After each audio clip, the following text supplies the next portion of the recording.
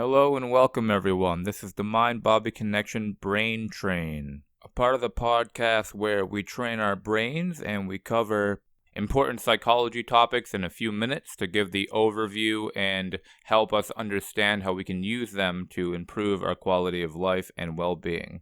This is part of a larger project, Mental Health Fundamentals, where we'll be covering all of the cognitive, behavioral, emotional, spiritual, and habit-based changes that are foundational to living a healthy and fulfilling life. In this episode, I'm going to be talking about flow states. Flow states are when we're in the zone, when we're immersed in the moment, when we're engaged with our environment. They're usually associated with sports and music, but we can certainly be in flow when we're having sex or when we're playing video games. Many researchers now look at flow as an important part of optimal functioning in humans and for a healthy brain and a healthy lifestyle.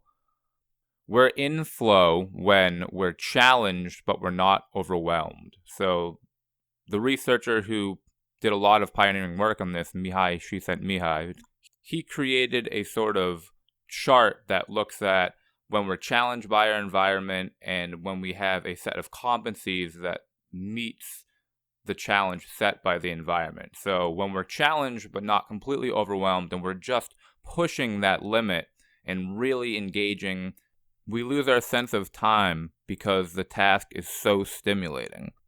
In this sense, we aren't ever aware that we're in flow because we're by definition immersed in the moment.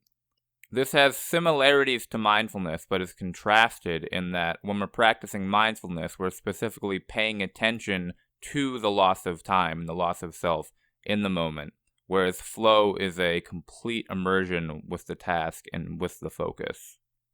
I believe this concept is so important to understand and recognize in ourselves because these are some of the most intrinsically enjoyable moments that we have in our lives when we're really immersed in an activity and time is whizzing by. It's essentially the opposite of being bored. More and more research is coming out on how important flow is to living a fulfilling life, having a healthy brain, performing well at work, and reporting satisfaction with life and with work. And that makes a lot of sense. Having a life and a job where we feel that we're challenged and our skills are growing and we're immersed in the moment sounds like something that's very, very desirable and very fulfilling. For this reason, it's very important to be able to identify in ourselves what moments are we in flow, when are we challenged, what are our strengths that we can capitalize on to find more flow in our lives. Not only are these moments enjoyable, but they can also give us insight into our strengths, weaknesses, and what we're really passionate about. When we look at tasks that we find ourselves improving on, pushing our limits, and being really engaged in, we can get a sense of what's important to us and how we can integrate those into our day-to-day lives and our hobbies, and ideally build a career and relationships around these activities or conversation topics.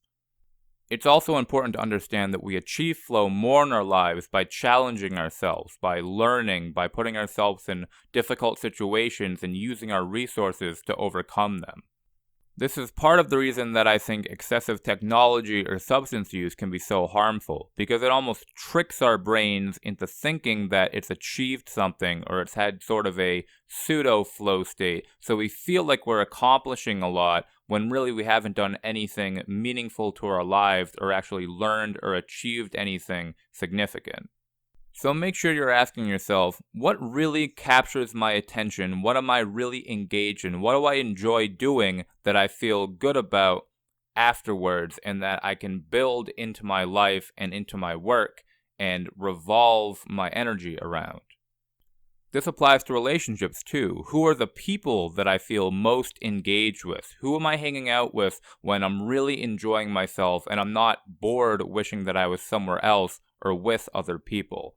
This is a really difficult thing for me to come to terms with, but there are people in my lives who I love and I care about, but I don't find the conversation or the activities we engage in particularly stimulating, challenging, engaging, and I don't feel like I'm growing from them. So those people I've spent less and less time with over the months and the years. Alright, so that's flow in a nutshell. Being engaged with your environment, being in the zone, using your skills to your fullest, being immersed in the moment, and feeling really accomplished afterwards. Something that I think we can all benefit from getting more of in our lives for sure. So take some time to notice what makes you feel really engaged and think about how you can get more of that in your work, in your relationships, and in your day-to-day lives.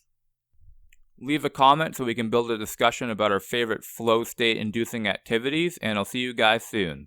Make sure to stay engaged and check back regularly. We'll have interviews with professionals and friends alike once a month. Brain Train episodes like this with foundational pieces of mental health twice a month, and videos once a month. This is the Mind Bobby Connection Brain Train. Check out our YouTube channel at Mind Bobby Connection, or send an email to mindbobbyconnection@gmail.com. Thanks again, guys.